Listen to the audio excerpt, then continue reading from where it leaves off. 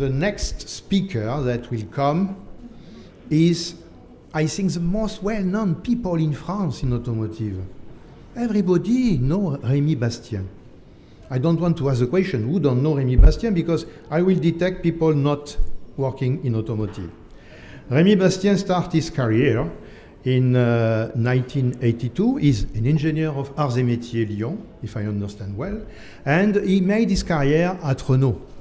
Clear, the full career at Renault, starting with a powertrain directly on the mechanics of the engine, after being in charge of developing the electronics control and the full system for managing powertrain at Renault.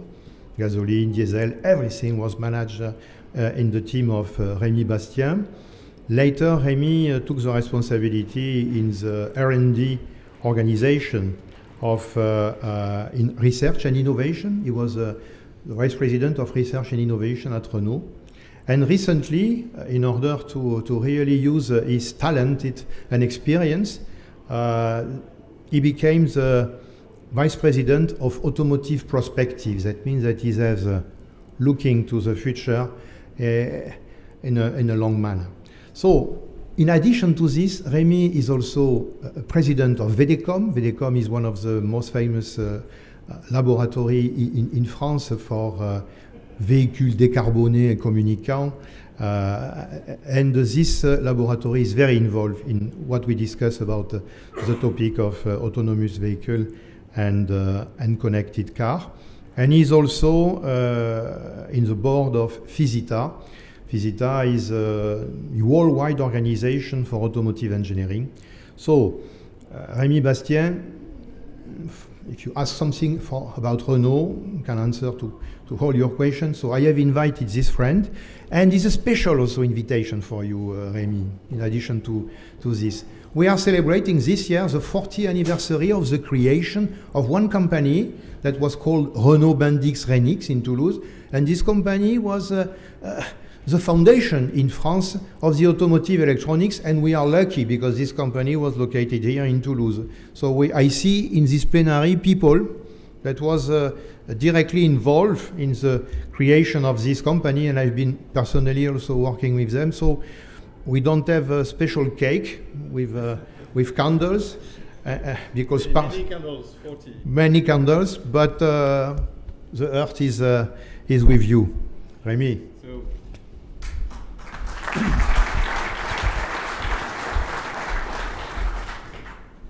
So thank you, Jean-Luc, for this so kind introduction. And good morning, ladies and gentlemen. Each time Jean-Luc asks me to come, I never can refuse. Okay. So, but I'm very pleased to have this opportunity to share with you about Renault and innovation. And it's a challenge to speak after Christine. I think his speech was very clear, crystal clear, he said. So, Renault and innovation is a long story. And today I want not to speak too much about technology, but to share with you how we proceed to innovate. So first, if it works, should. Okay. So really, innovation has been in the heart of the DNA of Renault, and I use this drawing from my favorite friend Yves Dubreuil. Those who are not French, I can translate. Hello, how are you doing today? Both, again, innovating all along the day, and conclusion to innovate by pleasure. So, innovation is really in the heart of the company. We have a very long tradition of innovation. Our founder, Louis Renault, was very well known being the man with 500 patents. So for technology, he has been pioneer. But I think that our brand is more well recognized, more for the concept of cars than for technology. Even for technology, we have pioneered some of them, like turbocharged engines, for instance. But I will not bore you with all of that. Just two or three examples. When we introduced, for example, the Renault 16, at this time, it was the very first hatchback. All our competitors said they cannot sell such a car. Now all the C segments are hatchback. The Renault Espace also is very well known. We have been pioneer for that. The Logan typically is not an example of high tech, but really made a big disruption in the offer for very, let's say, functional cars and very successful. We also pioneer for electric vehicles. I don't detail this concept. This one was a car able to achieve 1 liter per 100 kilometer. Symbioz was the very first car able to deal with level 4 on the highway. And this is our last baby for the last mile delivery. So why is it so important to innovate? As my colleague explained, our industry faces very high challenges. In our case, we do not consider 7 challenges, but 5. First one is definitely safety, and all of that we consider there is to move towards one day towards 5 zeros. For safety, towards 0 serious injuries. For environment, towards 0 impact on environment, meaning CO2, but also air quality, the resources. Third one is more on the pleasure side, how we can offer 0 stress to our customers. Affordability, we have a role in order to offer that to all the citizens. And the last one is to be part of a global mobility system, and for that to contribute for 0 waste of energy, 0 waste of space, 0 waste of time. And to do so, our answer at Renault is, our vision is Renault, an innovative and close to people, makes sustainable mobility for all. I think it's not so far from our colleagues. And for that, we introduced Mobilize, which is an initiative to favorize the access for everybody. So now, how do we proceed to innovate? And this is another drawing. Someone, is struggling to push this device, and one innovator say, I have an idea. No, please get away, I'm working. So how do we proceed?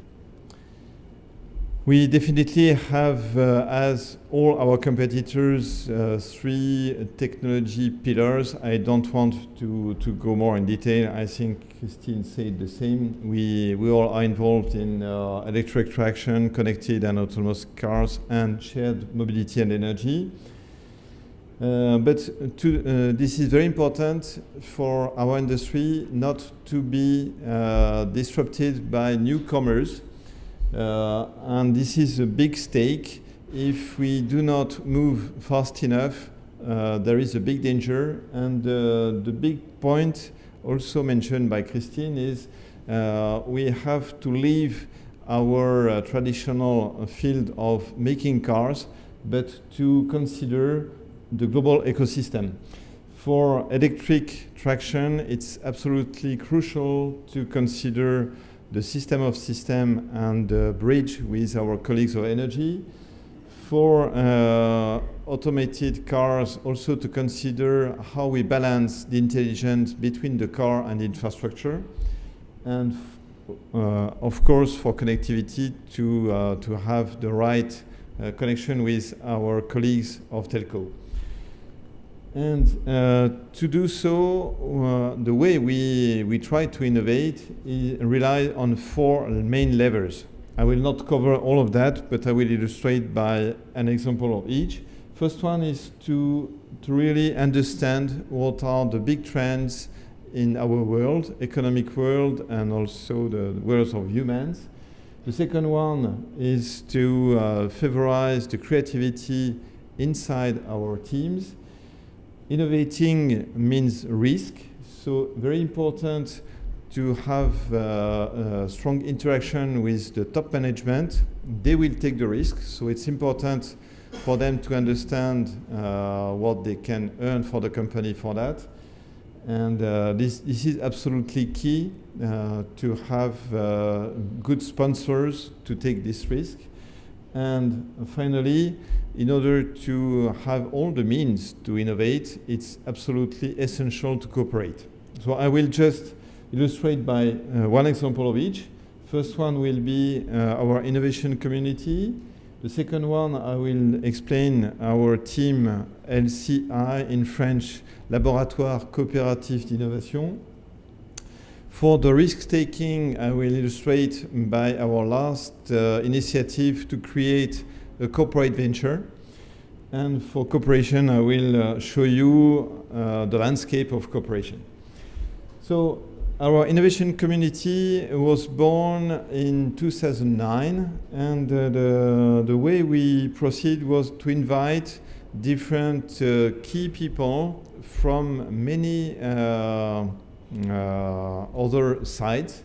You have a glance of all the companies of the participants, but we have also a philosopher, we have a poet, and this is extremely important to have this inspiration, get inspired. For the second part, to enhance creativity, I will give you a video of the team. We created this team in order to imagine new concepts out of the traditional lineup. You have here some illustrations. Eolab, the vehicle I mentioned already, Symbiose, the last one, EasyFlex, but also we consider new interiors. So all of that is possible when we have in the same team product, design and engineering. This is what my three colleagues will explain.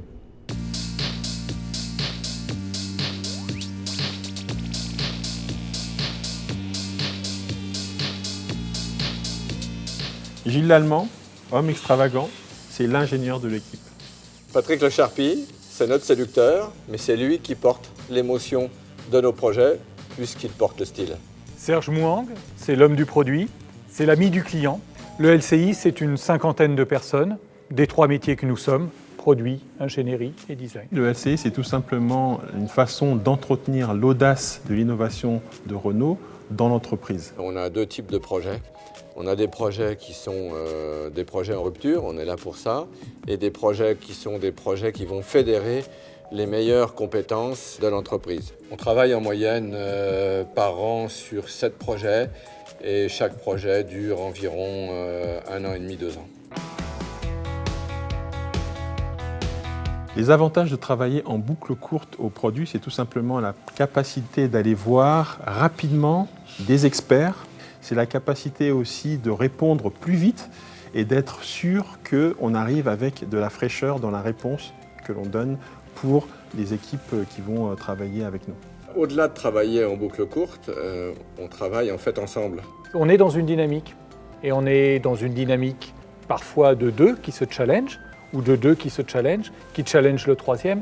En fait, on est dans un système qui tire en permanence parce qu'on est trois, et parce qu'on a chacun notre propre autonomie de fonctionnement. Et donc ça veut dire rebondir et être opportuniste sur un chemin qui n'est pas fixé à l'avance, mais que l'on va essayer de trouver.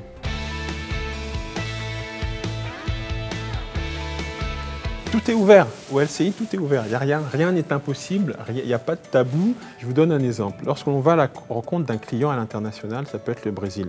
Nos trois métiers vont sur place, on rencontre les clients chez eux, ils nous parlent de leur relation à l'automobile, leur relation à leurs dépenses, et ensuite on se rejoint à trois et on discute. Et je peux vous dire que ça crée des frictions forcément parce qu'on ne comprend pas la même chose de ce qu'a dit le client. Par contre, on veut offrir le meilleur au même client. Ah bah c'est forcément des contraintes. Mais ce sont de bonnes contraintes. C'est des contraintes qui font avancer. C'est des contraintes qui permettent en fait de concrétiser de façon pratique beaucoup plus rapidement. Et puis l'automobile, c'est quand même un élément hyper passionnant à travailler, aussi bien d'un point de vue technique que d'expression design, qu'en remontant, que veut le client, que signifie l'objet. C'est un produit qui est tellement chargé émotionnellement que ça fait un lien pour nos équipes qui est très fort. Il y a une prise de risque, il faut prendre des risques. Si on ne prend pas de risques, on est sur les mêmes terrains que les autres. Scénic ne serait pas né, la Kangoo ne serait pas née, le Twizy ne serait pas né, l'Espace ne serait pas né, la Twingo ne serait pas née. Renault est condamné à innover et à prendre des risques. C'est comme ça. Okay, so just for giving you a short anecdote, when Carlos Ghosn visited LCI, I introduced the team saying that this is the only team at Renault who has no boss. The reaction has been mitigated. He asked me, but you have the budget. I said, I do, but the strength of this team is because they must find an agreement. If they don't find, there is nothing, and it was really the strength. So he visited the different projects, and in the end he said, okay, you are right, it's the right way to do it. So I will just finish this introduction to innovation, just to share with you our recent experience to initiate a corporate venture.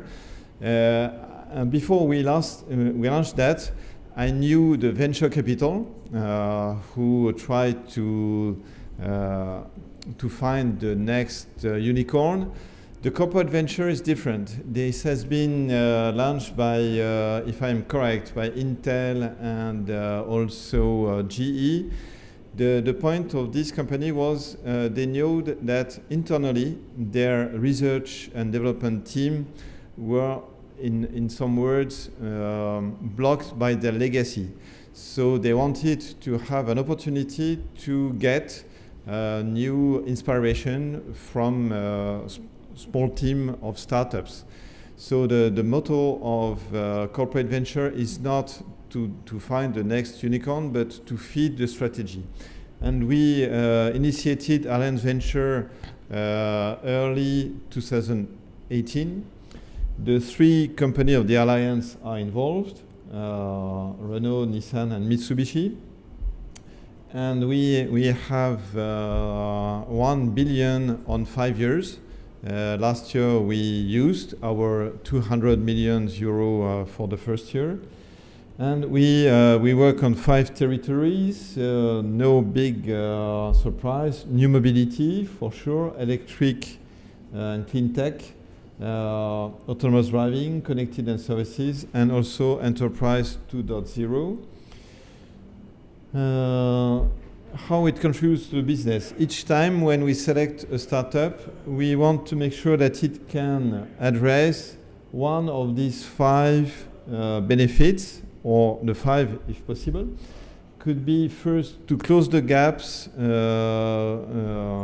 the highest level of technology. Second one is to accelerate time to market.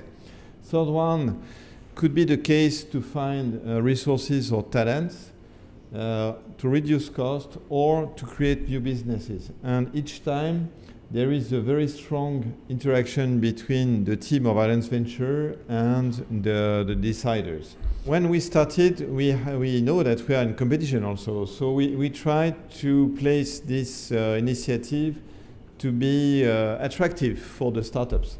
For that, first condition, no exclusivity. The second one is not to impose our internal process, but to match the process of the market.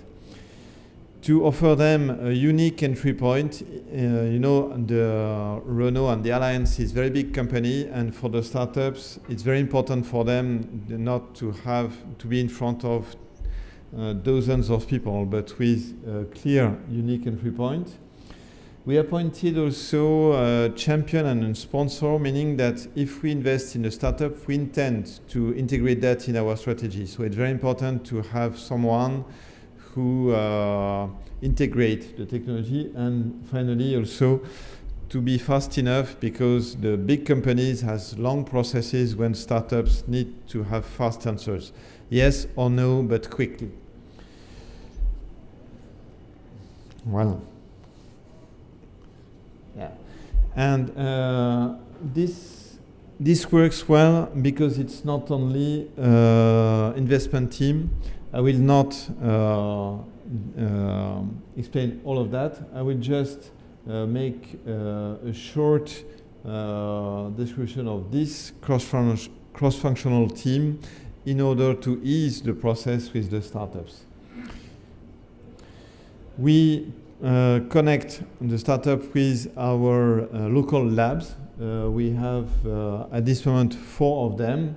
The first one, I opened it in California. Now they are at Sunnyvale. Then we opened one in France. A recent one in Tel Aviv in Israel, where there is a lot of very important startups, and recently in China. And some words on our cross-company team.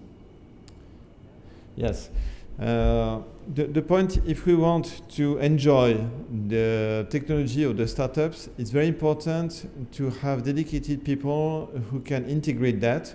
So we appointed at least 50 people from the 3 companies where they have, this is a job description. I will not read all of that, but the point is all of them must be able to select the appropriate startup, to push it for the decision, to prioritize, and after investment to act as internally as a startup, to be quick for decision, and to integrate that. So we participate in a club of corporate venture, and this is considered as a really good enabler. And to finish, I said that cooperation is absolutely crucial. My colleague Nadine Leclerc, who is the expert fellow, drew this landscape of all the different cooperation we have. Again, I will not detail all of that, but you can see that we have placed all of that, which is absolutely precious, because open innovation and cooperation with all these different worlds is absolutely key for the success. So, in conclusion, for me, innovation requires at least three basics. Open mind, very important to be able to welcome new ideas. Risk acceptance, to innovate always means a risk, and also to answer to a clear vision for the future. So I hope we are not in that conditions. Thanks for your attention.